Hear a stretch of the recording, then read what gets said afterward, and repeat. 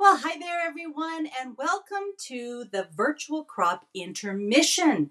Now, this is a new feature that we're starting with this year's virtual crops. And each month I'm going to be hopping on sometime during the weekend of the virtual crop to share a few more ideas, tips, and tricks, some inspiration, and hopefully encourage you to just keep on scrapping.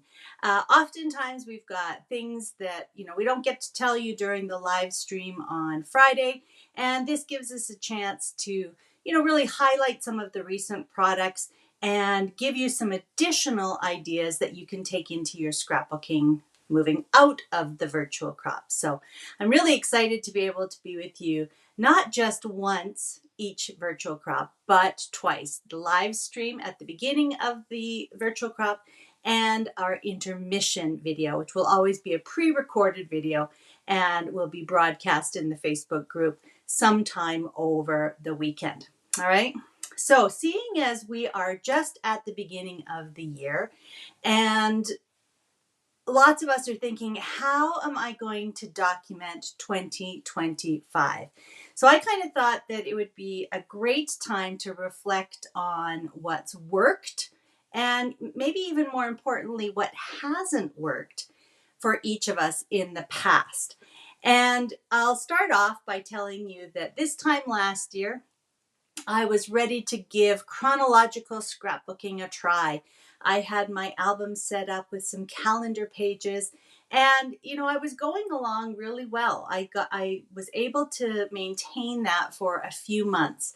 I am not by kind of nature as a chronological scrapbooker. So it really was difficult, but I was challenging myself to do it. And I got further on in the year than I had ever before with chronological scrapbooking. And I think that was partly due to our great products, right? We had the calendar pages from the This Life collection, and that made it easy to try and keep up.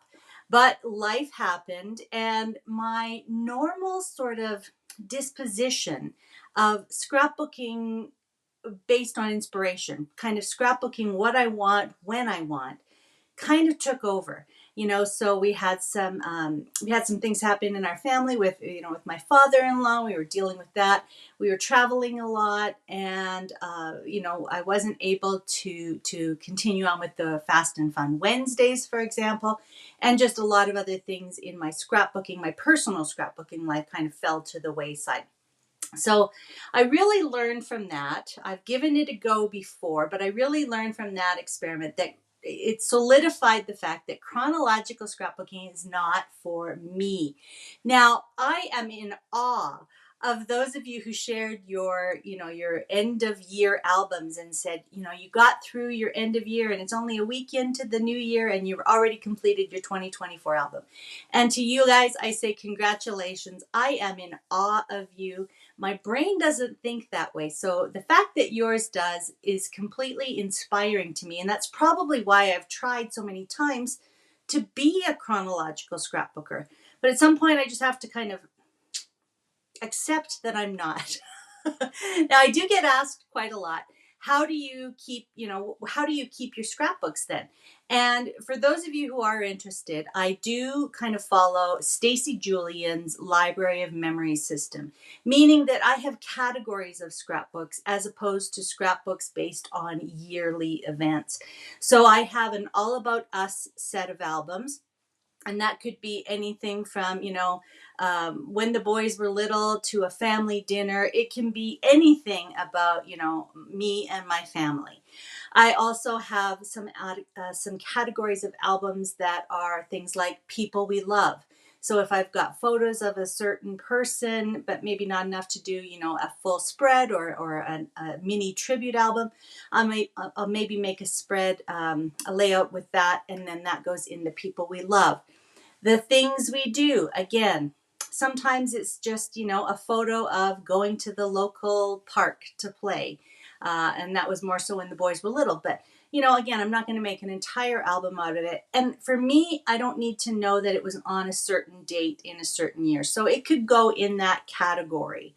And then the final one, what did I say? I said All About Us, People We Love, places we go and things we do. Oh, maybe I said things we do. And the other one is places we go. So again, local places, local things that we do. I can usually find one of those categories for almost any layout that I create. So that's the way my brain thinks about scrapbooking. And I have my systems set up to really work with that. So it's a great chance here now at the beginning of the year to think about what you want to do in 2025, how you want to document the year. And if you are a calendar person, we still have products for that. If you are a person who likes to just kind of go based on whatever is happening in your life, we've got products for that. So we're going to make it as simple as we can. That's kind of the name of the game. And many of the products and product solutions that we're going to be bringing you focus on that idea of simplicity, keeping it simple, creating collections that work for a variety of situations, creating organization products that keep all of your things where you need them, but still allow you the flexibility to organize the way you want so that you can scrapbook the way you want. And for those of you, there's 42,000 of us in this Facebook group. I bet there's not too many, but there might be a few people who haven't tried probably our simplest product of all, and that's the new Simple Page Kits, which we introduced last year as part of the This Life collection. But we're so excited to be bringing them again to you this year as part of the Noteworthy Days collection. So I'm going to switch the camera over so you can see what's on my desk, and let's talk about how those products can help you document 2025 in whichever way works for you. So our new annual collection, this collection will be available throughout the entire year, is called Noteworthy Days, and it's a full range of products. We've got a designer paper pack and a tone-on-tone paper pack, and you can see again that there's lots of colors, greens and blues and neutrals that will work with a wide variety of photos. And then we have not one but two sticker packs, and these are great for those of you who want to document, in a calendar fashion, because we've got the months of the year, we've got the seasons, we have lots of different holidays that happen throughout the year, plus some great, generic sort of sentiments that you can include. If it's an anniversary page, obviously you can use a happy anniversary or your vacation, etc.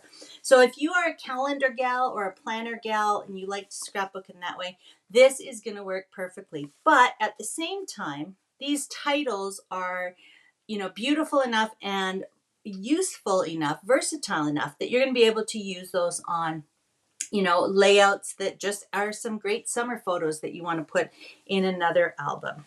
And then our cardstock stickers it's actually a 6-pack. And you can see that on each one, there's kind of a monthly focus, a bit of a palette focus, and it kind of also talks about the holidays. And these are going to be great, again, for all year, all the different kinds of things you might do in the year. And of course, coordinate with Noteworthy Days. We also have the Variety Map Pack and some great embellishments that are more tags and generic sort of shapes that you can add. And of course, we've brought out all of the new alphabet letters, which are die-cut letters, and again, in those same colors. So Noteworthy Days is going to be around all year long, and I think it's really going to become the go-to collection for a lot of us when we just have kind of an everyday event that we want to scrapbook. Of course, it's going to match back to our cardstock because, again, that's one of the things that we do to simplify your scrapbooking. This one, of course, is blue, navy, dark green, beige, and hot fudge. And then you can see that we bring in some of the other cardstock colors, like, for example, canary or the pumpkin or the reds for specific holidays. So this is going to be a great way for you to document your year. Now, I'm planning on using Noteworthy Days, but truly I am going to be relying really heavily on our Simple Page Kits. And as you can see, they are called Noteworthy Simple Page Kits. And that's because it's going to go with the colors in Noteworthy Days, so that if you're making a layout with Noteworthy Days and then you want to do a simple page kit, it's going to coordinate, but also the style of artwork. So last year, this life was very cheerful and bright and primary colors. Noteworthy Days is much more sort of muted, and it has a bit more of a realistic watercolor style of artwork. So you can see the beautiful artwork that we've got in here. So it's going to coordinate seamlessly with your Noteworthy Days layouts that you create with the bigger bigger assortment, I guess, of products. So I'm just going to actually put these aside for now, because we're not going to make a layout with Noteworthy Days. But I'm going to go ahead and assemble the first simple page kit. And I know that many of you love the simple page kits. Many of you, though, haven't maybe even seen them yet or understand what they are. So the simple page kit has everything you need to create one 2-page spread. So you've already kind of seen the sticker sheet. And what we do is we try to give you a couple of different title options. So again, trying to make it as versatile as possible. So if you've attended a New Year's, party and you want to showcase all of the fun you had there, great, Happy New Year's and party. But if it's just a party, you could use this for a birthday or a celebration of some kind, like a birthday party, an anniversary party, anything where you would be celebrating and having a festive time. So we try to make those pretty versatile. Then you've got 2 sheets that are your base pages, and they're already pre-printed. This one looks like it's a frame style with a band of paper over top of it, and we do have kind of an overall pattern on the back. So if you like to scrapbook and then place your pages into the pocket pages, if you like, you can use the back side of these papers for another layout. So if you wallpaper your pages, or if you just basically add your finished pages to a refill page, then you don't have to worry about it. But yeah, so we've got the pre-printed on one side and then the kind of the coordinating overall on the back side. And then the third piece of paper, it looks kind of strange. Like if I pulled this out of the package and I wasn't sure what it was all about, I'd say, well, that is a little bit different.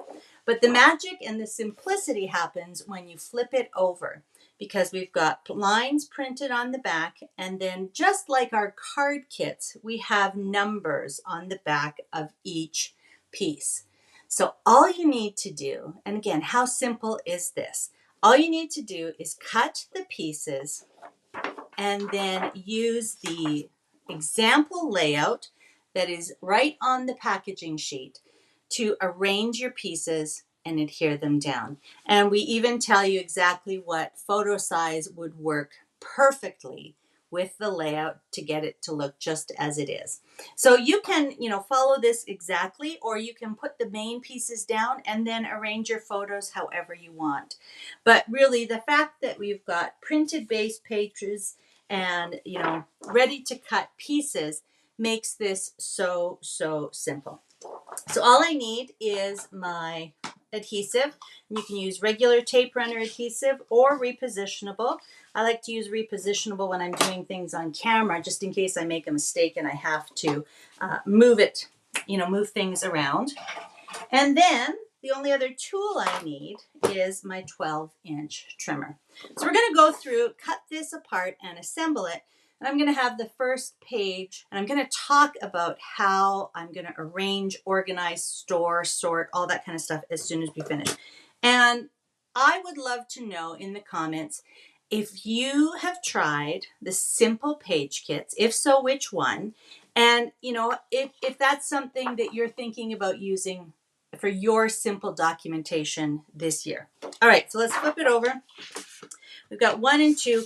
I'm just going to flip it over actually so that I can cut these 2 narrow strips to the right-hand side of my cutter. I could certainly do it this way, but then more of my paper is kind of off of the base of the trimmer. So I like to just put more of my paper on the trimmer base itself. And then you're just going to use these lines and line them up with your cutting lines on your 12-inch trimmer. And this is the time to make sure that you know about all your features on your 12-inch trimmer.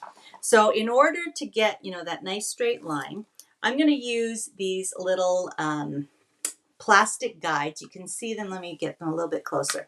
These little plastic arrows on either side of my blade housing. And I'm also going to make sure that I pull out my secret weapons, these little sliding guides. So again, you probably didn't even see what that looked like because it's clear and it gets tucked into the edge of my paper trimmer. And you can probably see that there's a black line right on my little plastic. So from when I'm standing right above, and I don't know if the camera's going to be right above or not, but when I'm standing right above this, I can see if the line on my plastic slider matches up with the line on the paper below. And if I can match that up, so that looks pretty good. Down here, I need to move it over just a bit. And now, yeah, that looks pretty good. My little plastic divider line or black line on the slider is working just right, and it tells me exactly where I should cut. And that way I get a really nice straight cut. So if you sometimes find that you're not cutting right on the line, make sure to use those tools. All right, so again, I'm just gonna eyeball this to see if I can get the gray line to match with the cutting line on my trimmer. And I'm gonna pull out my little sliders, and I can see that I need to move it over just a bit. That looks pretty good. And down here on this end, yeah, it's looking good as well. So I can pretty confidently cut. I was a little bit off. You can see just a hair there, but I can pretty confidently cut and make a nice straight line. All right, I'm just gonna finish off. Use my sliders again. There we go. Number 3. So that's number 3. And now I can turn it and cut my smaller pieces. So again, just a minute, just that extra couple of seconds to check. Everything looks pretty good. There's 4. One more check. 5. And then we've got 3 last small pieces. 6. Got my slider here still. And 7 and 8. And you'll notice on the bottom of 7 and 8, in this case, I've got some little dashed lines. So that means I'm going to be cutting those pieces with scissors. So I just grabbed my microtip scissors.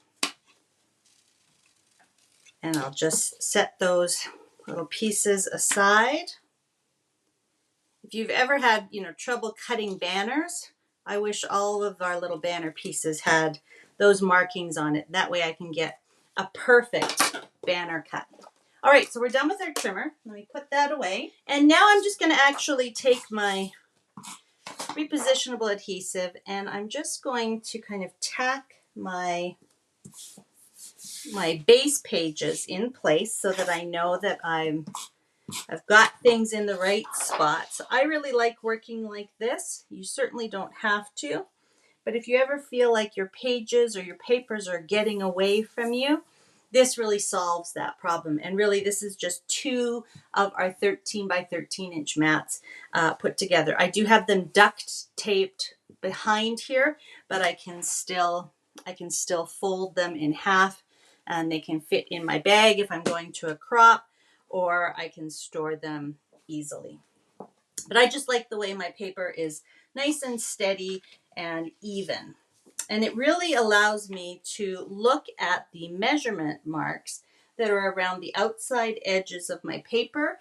And that's really helpful when I'm adding things like a strip. And I don't know about you, but sometimes, I'm off a little bit and I can see that I'm off. Other times I don't notice until the end. So this way I can make sure that it's at the same marking at the top and bottom. Before I put that down though, let's actually have a look at our guide, because I think I was right. I think that I'm going to have to add a couple of things first before I put this larger piece down. So I'm going to put my 1 and 2 pieces down here. And again, if that little bit of edging bothers you, just have a look here that when I add it to my paper, you don't even see it. So that doesn't bother me, but I could have gone ahead with my microtip scissors and just trimmed that little, give it a little haircut, as I say, and trimmed that off. Okay, so there's my 2 strips. But what I did notice is that my sticker borders are going to be placed on top of those strips before I put anything else down. So I'm going to go ahead and just add my strips. And I think I'm just going to put them right in the middle here. There's 1 and 2. And, I could have both of the blacks in the middle. I think I'm just going to have the alternating patterns. So again, just, kind of have a look at how you're placing things. So now that that's down, I can go ahead with piece number 3.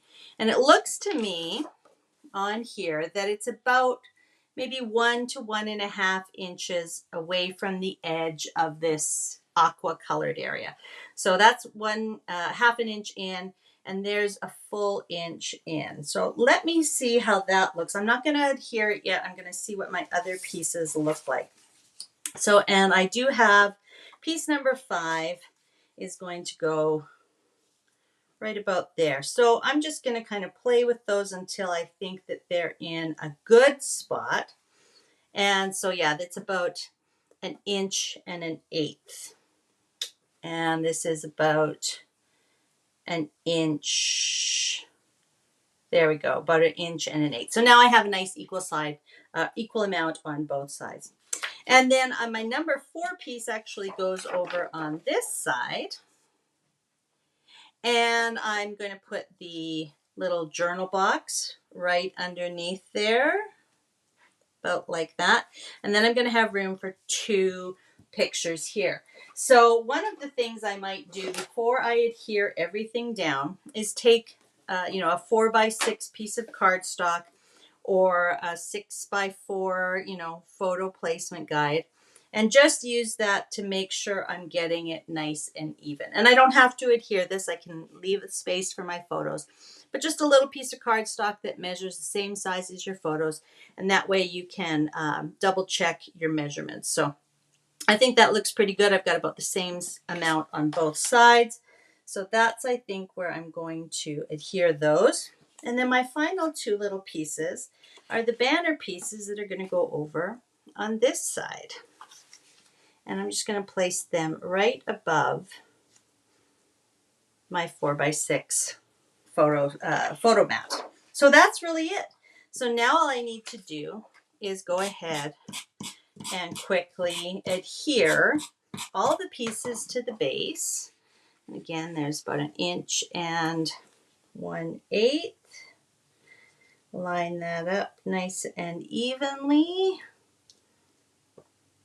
Sometimes that's the biggest challenge for me, is lining things up. Okay, and then I'll do the same with my photo mat. A little bit in, and my banner pieces.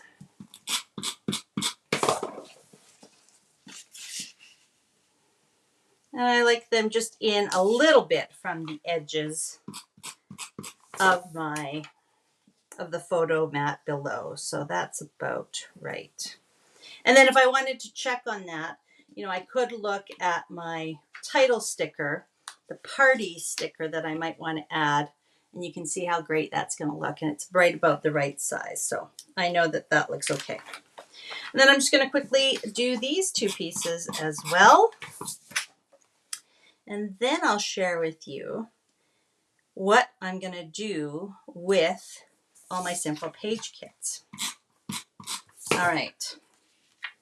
I want to see a little bit more of that sticker there, so I'm going to leave that out. Okay, so that is done. I'm not going to put my photos on here. I'm not even going to use some of my photo placement cards because I'm going to hang on to this insert and it tells me exactly what photo sizes would work to make that sample layout. So I'm going to hang on to this, and you can see, you know, the sample layout there. You can see where all of the embellishments have been placed. And of course, I can refer to this image to see the sizes of my photos. So here's what I've been thinking about.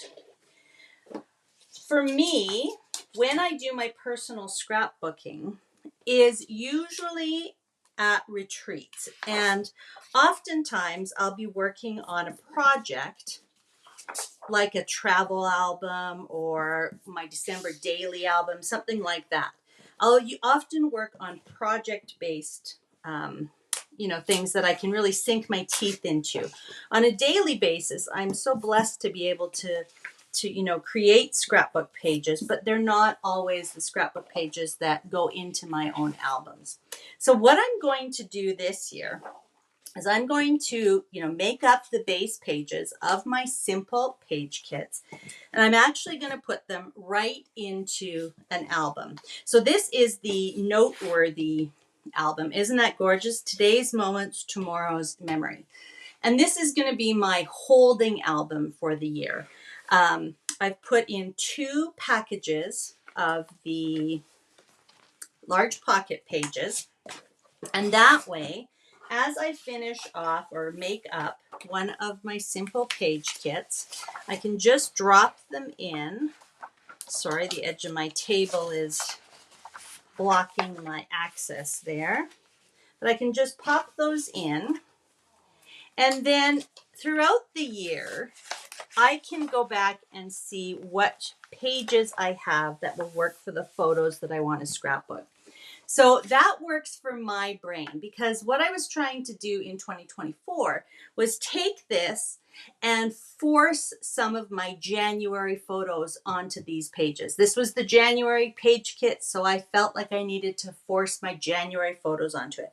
This way, I've got it done. I've got everything I need to complete the page right here in my album. And so then I can go back and, if I've got a stack of photos or something, I can just start flipping through and looking to see what works. Sometimes it will work, sometimes it won't. In addition to that, I also thought, how great would it be to have all of the pages that I create for the virtual crop? So the virtual crop sketches, we've got 4 each month, so a total of 48.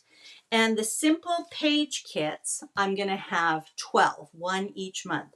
So really, just in those pages, just doing those pages, 4 virtual crop sketches each month, plus a simple page kit, I'm going to have all of those layouts to choose from. So again, because I make up the virtual crop pages, and this one was actually done with Noteworthy Days, I've got the photo placement cards here. So what I can do, let me see if I've got a photo handy, crash. So, if I came across a photo, I could see if it works, and I could just crop it to the size shown. So I could actually take this photo and crop it down to 3.5 by 5.5, or I could crop it down even just that little bit more, maybe to 3.25 by 5.25. And then I can simply place it right on top of the photo placement card, and it will act like a double mat. So how fast and easy would that be to just be able to pop my photos on there? So I'm going to go ahead and add my 4 pages, my 4 layouts. Again, sorry, I wouldn't normally be squishing my layouts there to get them into my album, but the back of my desk is precluding me from doing that. Now, the Snorkeling Adventures one, this was done with Sun Soak. This is layout number 2, sketch number 2. You know what? We're not going snorkeling anytime soon, but I do still have some photos of our honeymoon, 25 years ago almost, that I might want to use. So again, I'm going to hang on to this. I'm going to put this in. If I don't use it this year, it's certainly something that I might be able to use in the future. So we'll get that in here as well. And then I know Valentine's Day is coming up. We don't always do something for Valentine's, but maybe we might, this year, maybe we might not. So who knows? Again, the nice thing about this particular layout is it's lovebird. So maybe it's going to be, maybe it's something I'm going to come back to at the end of the year and put a bunch of different pictures of my husband and I in. Right now, I don't necessarily have any photos I want to use. So I'm going to pop it in my book here, my holding album, and as I'm going to refer to it. And there's another layout that I can come back to. And finally, the beautiful Birthday Jubilee collection. Oh, and just a reminder that this one was done with Happy Together, the Valentine's Day collection that's coming out. And the Birthday Jubilee collection is also coming out in the very near future, so you're going to be able to access that. I've got lots of birthdays happening over the course of the year, so I know that I'm going to be able to use that. So I might as well put it where I can find it, where I can see it and be reminded of it, and easily add some photos to it throughout the year. Okay? So that is how I am going to arrange and organize, kind of sort and store my pages that I do with virtual crops and the simple page kits throughout the year. I'm going to keep them handy, and as I get photos printed, I can just simply go in and say, yeah, this will work really well. I've got 2 photos here, of my husband and my son. They're stuck together right now, but you get the idea. I'll go through and see if there's some photos that I can put onto those pages. And again, if I don't use them right away, no big deal. They're in there, they're ready to go. Now, I used to take all of my all of my layouts that I had completed like this, and I put them in a box. And I had several iris cases and, small kind of secret box size boxes with all of these layouts in them. And I would have to kind of, dig through them to see. This way, they're in my mind, they're fresh, in my memory, and I can easily see them. And again, I could even, just as I'm going through, I could easily go through and say, you know what, yeah, these ones will work. I don't have time to add them now, but I'm just going to pop them into the sleeve so that I know that that's going to work. Then when I have a few minutes, or if I'm at a retreat and I've got this album with me along with my photos and my journaling supplies, I can take it out, crop it to the right size, and do my little journaling. And, again, maybe there's another little embellishment that I could add at that point that will work with those photos. So that would be 60 layouts that I would have just by doing my 4 virtual crop layouts each month and the 1 simple page kit that's available each month. So I think that's going to be a pretty simple system to follow. And we'll see how it, we'll see how it goes. And we'll see how I'm looking at the end of the year at the end of 2025. And we'll see how many of my pre-made pages, so to speak, are actually being used. Now, again, this is what I think is going to work for me for documenting 2025. It might not be what will work for you. Again, if you're a chronological scrapbooker, you may want to rely on the calendar pages. If you love doing the calendar pages, we've still got those products for you. Let me actually just slip you back to the table here. And we still have the This Life calendar kit that's available. So if you like, doing that chronological monthly highlights type of scrapbooking, these pages can still be used with Noteworthy. Now, they do have the brighter colors on them. But remember, those are all of our CM cardstock colors. I'll just show you again on here. So they're not, colors specific to the This Life collection. They are colors that are based on our cardstock colors. So on the back of each of the calendar pages, of course you have colors, but many of them are going to work with the noteworthy. So let's just pull in the noteworthy. So the blues are going to work. Maybe not the purples or pinks. Those ones might not work as well. But, I think you could still get some of the oranges, the yellows. Those are going to pull out the colors that you have in the stickers. So there is no reason why you can't make the This Life calendar kit work with noteworthy days if you love that calendar style of scrapbooking. Not to mention that on the reverse side of the border strips, it's all craft colors. And we also still have the This Life Crafted Rainbow, which features all of the craft colors on one side and the brighter cardstock based colors on the other side. So again, that will work just perfectly. So let's just have a look at this blue, for example. I think we actually have a light blue polka dot in Noteworthy Days.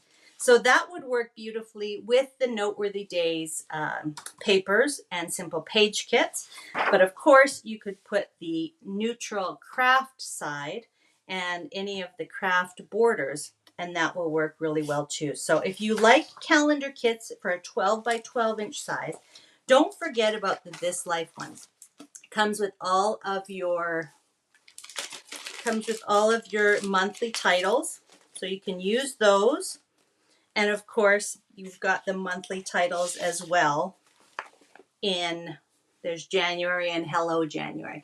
So you can use either the titles that come with the kit or the titles on the stickers. Now, if you're a happy album kind of gal, don't forget about the Happy Album Planner.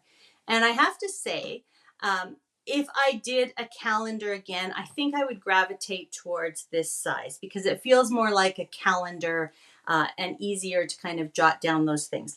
But we have the Happy Album Planner Kit, which has all of the pages, okay? And again, I think you can see how that is going to go beautifully with Noteworthy Days. Look, those are all of the same colors that are in there. The teals, the blues, the greens. So you could use the calendar kit and in your happy album. And again, there's some of the stickers. So those would work perfectly as well. And if you're the kind of gal who loves a dated book, this navy happy album size cover set is going to be perfect. So there you go. You've got lots of options, whether you choose to do something calendar based in either 12 by 12 or happy album size, whether you choose to kind of do, just events as they come up through the years and holidays, that kind of thing, with the Noteworthy Days collection, or whether you're going to kind of just create and have fun and save all of your projects, including using the simplest product of all, the simple page kit, and then do as I'm doing and just kind of keep them all together so that I can look and see what's going to work best with the photos that I have.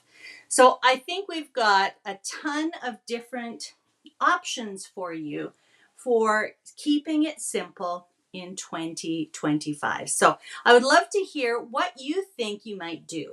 Are you a chronological gal? Are you a calendar gal? Do you just like to, scrapbook whatever sort of is on your mind or whatever photos you happen to have in front of you? I would love to know. I've learned my lesson. I can confidently say that chronological scrapbooking is not for me. But I'm so glad that we have so many options so that you can scrapbook the way that works for you. I've always said that. There's no right or wrong. If I do something, it may not work for you. If you do something, it may not work for me. So do what works for you. Take some time at this point in the year to reflect on what has worked in the past for you and what hasn't. And don't force it. Make it simple on yourself so that you can create throughout the year and enjoy it and have a joyful time when you're scrapbooking. And I hope that you're going to join me each and every month during the virtual crops, and we'll scrapbook, those pages together. So I can't wait to see you next month. It happens that the February virtual crop is happening in North America dates Friday, February 14th. So the next time I see you, it will be Valentine's Day. And who knows what we'll have in store for you during the virtual crop on Friday, February 14th. Okay, it's been a joy to be back with you. Enjoy the rest of this month and into February. Think about your documentation strategy for 2025, and I can't wait to see you again soon. All right, bye-bye for now.